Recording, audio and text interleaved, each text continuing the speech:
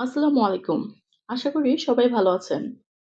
আমরা বিভিন্ন project, assignment অথবা DIY কাজের জন্য এই ধরনের জেমস ক্লিপ ব্যবহার করে থাকি।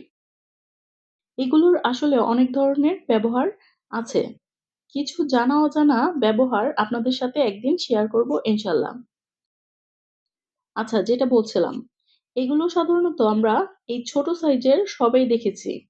কিন্তু এই বড় সাইজের যেই জেমস ক্লিপগুলো আছে, এগুলো অ্যাভেলেবল না। অনেক খুঁজেছিলাম। অবশেষে DIY থেকে পেয়েছি। যাদের প্রয়োজন তারাও কালেক্ট করতে পারেন এখান থেকে। অনেকেই হয়তোবা খুঁজে থাকবেন, তাই ব্যাপারটা শেয়ার করলাম। আমাদের ভিডিওগুলো ভালো লাগলে লাইক, কমেন্ট, শেয়ার করে সাথেই থাকবেন।